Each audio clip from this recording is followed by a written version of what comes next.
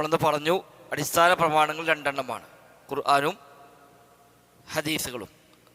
ഒറ്റവാക്കിൽ പറഞ്ഞാൽ അള്ളാഹുവിൽ നിന്നുള്ള വഹ്യ്, അൽ വഹ്യാനി അശ്ശരീഫാൻ, മഹത്വമേറിയ രണ്ട് വഹ്യുകൾ. അതിൽ നിന്നാണ് ഇസ്ലാമിൻ്റെ മുഴുവൻ കാര്യങ്ങളും അവലംബിച്ചിരിക്കുന്നത്. അതിന് കാരണം പറഞ്ഞത് മതനിയമങ്ങൾ ഉണ്ടാക്കാനുള്ള അധികാരം അള്ളാഹുവിന് മാത്രമേ ഉള്ളൂ. അവനാണ് ശാരി'. ശരീഅത്ത് നിയമങ്ങൾ ഉണ്ടാക്കുന്ന അല്ലാഹു തആല മാത്രം. ശാരിയിൽ നിന്നല്ലാതെ ശരീഅത്ത് ഉണ്ടാവുകയില്ല. അതുകൊണ്ട് ശാരി' നിയമമാക്കി പറഞ്ഞത് നമ്മിലേക്ക് എത്തുന്നത് ശാരിയിൽ നിന്നുള്ള വഹ്യ് പ്രകാരമാണ്. ആ വഹ്യ് ഒന്നുകിൽ ഖുർആൻ ആയിരിക്കും, അല്ലെങ്കിൽ ഹദീസായിരിക്കും. അതിലൂടെയാണ് നമുക്ക് ലഭിക്കുന്നത് എന്ന് നമ്മൾ പറഞ്ഞു. ഇനി അതിൻ്റെ കൂടെ അനുബന്ധ പ്രമാണങ്ങളായി ഉപയോഗിക്കുന്ന ചില കാര്യങ്ങൾ കൂടി മുസ്ലിം ഉമ്മത്ത് അംഗീകരിച്ചു പോകുന്നത് ഉണ്ട്. അതാണ് ഇന്നത്തെ ക്ലാസ്സിൽ പ്രധാനമായും പറയാൻ ഉദ്ദേശിക്കുന്നത്. അടിസ്ഥാന പ്രമാണം ഖുർആനും സുന്നത്തും. ഇതാണ് കാരണം. അള്ളാഹുവിൽ നിന്നുള്ള വഹ്യ് പ്രകാരം മാത്രമേ ശരീഅത്ത് നിയമങ്ങൾ ഉണ്ടാവുകയുള്ളൂ എന്നതുകൊണ്ട് തന്നെ ഖുർആനും ഹദീസുമാകുന്ന ശരീഅത്തിൻ്റെ അടിസ്ഥാന പ്രമാണങ്ങൾ അതാണ് യഥാർത്ഥത്തിൽ അടിസ്ഥാനമായി സ്വീകരിക്കേണ്ടത്. എന്നാൽ അനുബന്ധ പ്രമാണങ്ങളായി വരുന്ന മറ്റു ചില മേഖലകൾ കൂടി ഉണ്ട്. അതിലേക്കെത്തും മുമ്പ് ഖുർആനും സുന്നത്തുമായി ഉള്ള ബന്ധം കഴിഞ്ഞ ക്ലാസ്സിൽ ആവർത്തിച്ചിരുന്നു. മുമ്പ് ഹദീസ് ക്ലാസ്സിൽ അത് പറഞ്ഞതാണ്. കഴിഞ്ഞ ക്ലാസ്സിൽ ഓർമ്മയാക്കി ഖുർആനും ഹദീസും തമ്മിലുള്ള പരസ്പരമുള്ള ബന്ധം എങ്ങനെയാണ്. ഒന്നിന് ഖുർആനിൽ പറഞ്ഞ കാര്യം അതേപോലെ ഹദീസിൽ വരും. രണ്ട്, ഖുർആനിൽ പൊതുവായി പറഞ്ഞത് ഹദീസിൽ അതിനെ പ്രത്യേകമാക്കും. അല്ലെങ്കിൽ ഖുർആനിൽ അവ്യക്തമായി പറഞ്ഞതിനെ ഖുർആനിൽ ഹദീസിൽ വ്യക്തമാക്കും. 4, ഖുർആനിൽ തീരെ പരാമർശിച്ചിട്ടില്ലാത്ത കാര്യം ഹദീസിൽ മാത്രമായി പഠിപ്പിക്കപ്പെടും. 4നും ഉദാഹരണം അടക്കം കഴിഞ്ഞ ക്ലാസ്സിൽ വിശദീകരിച്ചതാണ്. അപ്പോൾ എല്ലാത്തിൻ്റെയും അവലംബം ഖുർആനും സുന്നത്തുമാണ്. അതാണ് അത്തിയുല്ലാഹു വഅത്തിയുർ റസൂൽ. ഖുർആൻ ഒരുപാട് സ്ഥലത്ത് ആവർത്തിച്ച് പറഞ്ഞ കാര്യമാണ്. നിങ്ങൾ അള്ളാഹുവിനെ അനുസരിക്കുക, റസൂലിനെയും അനുസരിക്കുക. അതേപോലെ വമാ അതാകും റസൂലു ഫഖുദൂഹു വമാ നഹാകും അൻഹു ഫൻതഹു. നബി തങ്ങൾ കൊണ്ടുവന്ന് നിങ്ങൾ സ്വീകരിക്കുക, നബി തങ്ങൾ വിലക്കിയത് നിങ്ങൾ ഒഴിവാക്കുക. അതേപോലെ മേ കിതാബുൽ ഹിക്മ, ഖുർആൻ പലപ്പോഴും ഉപയോഗിച്ച പ്രയോഗമാണ്. കിതാബും ഹിക്മത്തുമാകുന്ന നിങ്ങൾ പാരായണം ചെയ്യപ്പെടുന്ന കാര്യങ്ങൾ നിങ്ങൾ സ്മരിക്കുക. അവിടെ പറഞ്ഞിടത്തൊക്കെ ഹിക്മത്ത് ഉദ്ദേശം സുന്നത്താണ്, ഹദീസാണ്. ഇമാം ഷാഫി റഹിമഹുല്ല പ്രത്യേകമായി എടുത്തു പറഞ്ഞത് കാണാൻ കഴിയും. അപ്പോൾ ഇതാണ് അടിസ്ഥാന പ്രമാണങ്ങൾ. ഇനി അടിസ്ഥാന പ്രമാണങ്ങളോട് ചേർന്ന് നിൽക്കുന്ന, അതിൽ നിന്ന് ഉത്ഭൂതമാകുന്ന മറ്റു ചില പ്രമാണങ്ങൾ കൂടി ഉണ്ട്. മൊത്തം 10 കാര്യങ്ങൾ ആ ഗണത്തിൽ എണ്ണപ്പെടുന്നു. അതിൽ നിരാക്ഷേപമായി അഥവാ കാര്യമായ അഭിപ്രായ വ്യത്യാസമില്ലാതെ മുസ്ലിം ഉമ്മത്ത് സ്വീകരിച്ചത് 2 എണ്ണമാണ്. ഒന്ന് അൽ ഇജ്മാഅ്, മറ്റൊന്ന് ഖിയാസ്. അൽ ഇജ്മാഅ് അതാണ് 3ാമത്തെ പ്രമാണം. 4ാമത്തേത് അൽ ഖിയാസ്.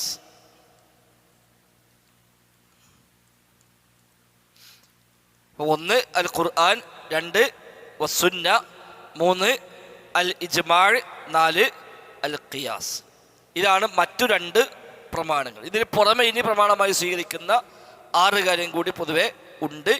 അതിൽ ചില അഭിപ്രായ വ്യത്യാസങ്ങളൊക്കെ ഉണ്ട്. അത് സ്വതന്ത്രമായി പ്രമാണമാക്കാൻ പറ്റുമോ, അതല്ല ഈ 4ൽ അതും കൂടി ഉൾപ്പെട്ടു പോയോ, അത് പ്രത്യേകമായി പേരെടുത്തുകൊണ്ട് പ്രത്യേകമായ ഒരു ഭാഗമായി പറയേണ്ടതുണ്ടോ എന്നൊക്കെയുള്ള ചർച്ചകൾ പഴയകാലം മുതൽ തന്നെ ഇമാം ഷാഫിയുടെ, ഇമാം മാലിക്കിൻ്റെയൊക്കെ കാലഘട്ടം മുതൽ തന്നെ അതിൽ വീക്ഷണ വ്യത്യാസങ്ങൾ ഉണ്ട്. തത്വത്തിൽ അവയെല്ലാം അംഗീകരിക്കപ്പെട്ടവയാണ്.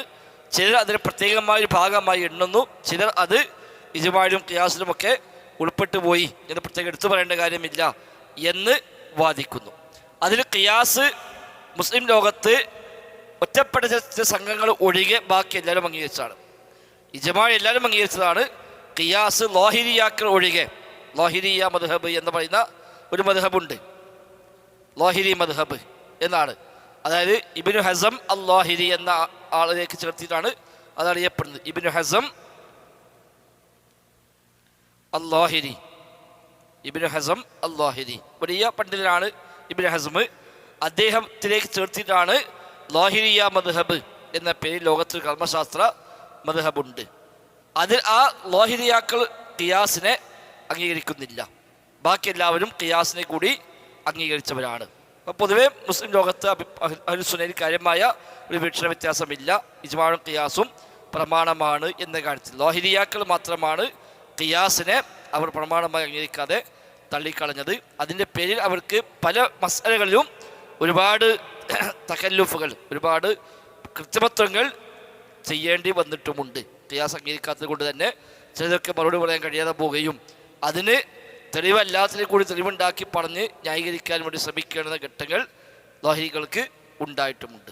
ലാഹിരിയ മദ്ഹബ് എന്ന പേര് ലോകത്ത് അങ്ങനെ അധികം വന്നപ്പോൾ അങ്ങനെ ആ മദ്ഹബ് പ്രവർത്തിക്കുന്നില്ല. ഇബ്നു ഹസ്മ് ഖിയാസ് അംഗീകരിച്ചിട്ടില്ല. അപ്പോൾ ഇബ്നു ഹസ്മും അദ്ദേഹത്തിൻ്റെ ശിഷ്യന്മാരുമായി വന്ന ആളുകളാണ് ആ ഒരു ഇടത്തിലുള്ളത്. ഇന്ന് ബാക്കി നാല് മദ്ഹബുകൾ പോലെ അങ്ങനെ അതിന് താവഴിയായി ശിഷ്യന്മാരും ഒക്കെ അങ്ങനെ കൈമാറി പോന്നിട്ടൊന്നുമില്ല. ഇന്നും ലോകത്തങ്ങനെ ലാഹിരിയാക്കൾ എന്ന പേരിൽ പൊതുവെ അങ്ങനെ ഒരു മദ്ഹബൊന്നും അംഗീകരിക്കപ്പെട്ടു പോരുന്നില്ല. കാര്യമായി ഇബ്നു ഹസ്മിൻ്റെ അൽ മുഹല്ല എന്ന ഗ്രന്ഥമാണ് അതിലെ മുഖ്യമായ അവലംബം. അൽ മുഹല്ല, ഞാൻ മുമ്പ് ഹദീസ് ക്ലാസ് പറഞ്ഞിട്ടുണ്ടതൊക്കെ. അൽ മുഹല്ല എന്ന് പറയുന്ന വലിയ വാള്യങ്ങളുള്ള 17 വാള്യമുള്ള ബൃഹത്തായ ഗ്രന്ഥമുണ്ട്. ഇബ്നു ഹസ്മിൻ്റെ ഒരു ചരിത്രവും ഒരു ക്ലാസ് പറഞ്ഞിരുന്നു. ആർക്കെങ്കിലും ഓർമ്മ ഉണ്ടോ? ഇബ്നു ഹസ്മിൻ്റെ ഒരു വേറിട്ട ചരിത്രം പറഞ്ഞിരുന്നു. മറ്റു പല പണ്ഡിതന്മാർക്കും ഇല്ലാത്ത ഇബ്നു ഹസ്മിന് മാത്രമുള്ള. 27 വയസ്സ് വരെ ദീനുമായി ബന്ധപ്പെട്ട് ഈ വഴിക്കൊന്നും ഇല്ലാതെ ജീവിച്ച ആളാണ്. പിന്നെ തഹീദ് സ്കേഹം കരീപ്പോഴാണ് കച്ചറുണ്ടായിട്ട് ഇതിക്ക് തിരിഞ്ഞു വരുന്നത്. ഓർമ്മണ്ട? പള്ളി കയറി തഹീദ് നിസ്കരിക്കാതെ ഇരുന്നപ്പോൾ ചീത്ത കേട്ടു.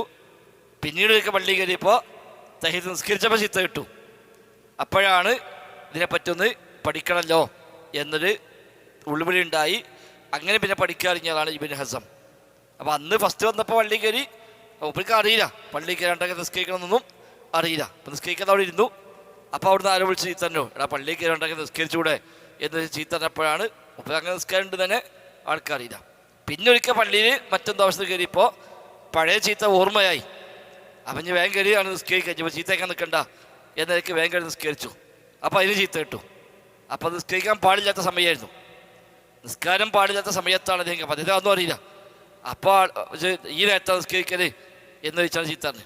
അപ്പോഴാണ് ആലോചിച്ചത് അന്ന് നിസ്കരിക്കാതെ ചീത്തട്ടി, ഇപ്പം നിസ്കരിച്ചതിനും ചീത്തട്ടി. അപ്പം അതൊക്കെ വിവരമില്ലാത്തതുകൊണ്ടാണല്ലോ. വിവരം ഉണ്ടായ പ്രശ്നമൊന്നുമില്ല, എന്നാൽ പിന്നെ പഠിക്കുക. അങ്ങനെയാണ് പഠിക്കാൻ ഇറങ്ങുന്നതും വലിയ ആലിമായി മാറിയതും ഒക്കെ അദ്ദേഹം. അങ്ങനെ ഇബ്നു ഹസം. അപ്പോൾ അദ്ദേഹത്തെ ഗ്രന്ഥമാണ് അൽ മുഹല്ല. നമ്മൾ ജാമിയിലൊക്കെ ഉണ്ട് കിതാബ് അൽ മുഹല്ല. പൊതുവെ മുസ്ലിം ലോകത്ത് പല മസ്അലകളും പഠിക്കാൻ വേണ്ടി അവലംബിക്കുന്ന കിതാബ് തന്നെയാണ്.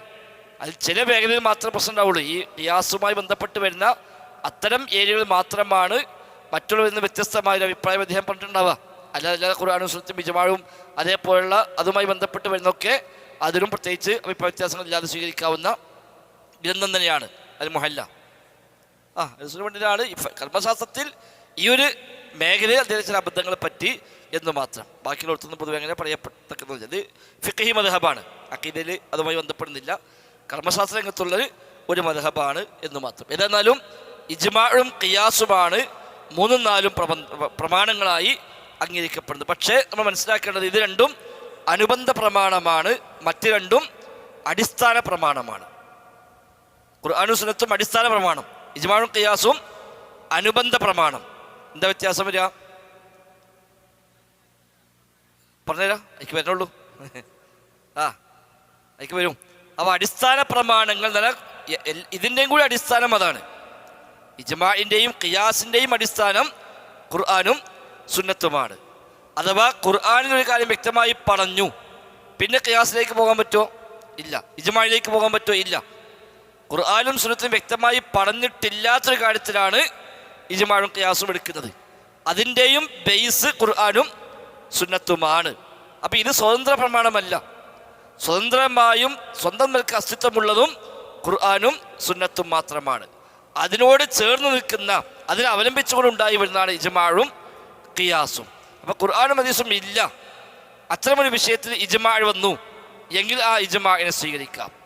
ഇനി ഈ ഖിയാസ് കിട്ടി എങ്കിൽ ആ ഖിയാസിനെ സ്വീകരിക്കാം. ഇനി അവിടെ ഖിയാസ് ആദ്യം സ്വീകരിക്കണോ അതല്ല അതിന് മുമ്പ് മറ്റു വല്ലതും സ്വീകരിക്കാൻ പറ്റുമോ? നമ്മൾ ബാക്കി 6 പറയുമ്പോൾ വരും, പറയണമെങ്കിൽ പറയുന്നെങ്കിൽ അത് വേണ്ട വെക്കാം, അത്ര പ്രധാനപ്പെട്ടൊന്നുമില്ല. ബാക്കിയുള്ള 6 പ്രമാണങ്ങൾ, ഇപ്പോൾ സ്വഹാബിയുടെ വാക്ക് അത് വരുന്ന ഒന്നാണ്. ശർഉ മൻ ഖബലന, മുൻകാല ശരീഅത്ത്. ഇപ്പം നമ്മളെ ഖുർആനോ സുന്നത്തോ വിഷയത്തെ പറ്റി ഒന്നും പറഞ്ഞിട്ടില്ല. ഇജ്മാഉമില്ല, ഖിയാസുമില്ല, അങ്ങനത്തെ വിഷയം വന്നു. ആ വിഷയത്തെപ്പറ്റി തൗറാത്തിൽ ഇങ്ങനെ പറഞ്ഞിട്ടുണ്ട് എന്ന് നമുക്ക് മനസ്സിലായി എങ്കിൽ അത് നമുക്ക് സ്വീകരിക്കാൻ പറ്റുമോ? ഇപ്പം ഖുർആനിൽ എതിരില്ല, ഹദീസിനെതിരില്ല, എന്തു ചെയ്യണമെന്ന് പറഞ്ഞിട്ടില്ല, ഇജ്മാഉം ഖിയാസുമില്ല. അങ്ങനത്തെ വിഷയത്തിൽ മുൻകാല ശരീഅത്തിൽ വന്ന ഒരു നിയമത്തെ നമുക്കിത് നിയമമായി സ്വീകരിക്കാമോ? ഇല്ലേ?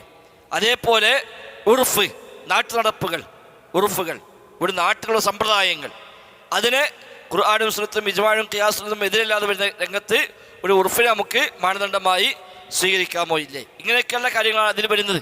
അപ്പോൾ അതിലേക്ക് എത്തുമ്പോൾ നമുക്ക് മറ്റുള്ളത് അവിടെ വരും. ഏതായിരുന്നാലും ഇജ്മാഉം ഖിയാസുമാണ് പ്രധാനമായ രണ്ട് അനുബന്ധ പ്രമാണങ്ങൾ.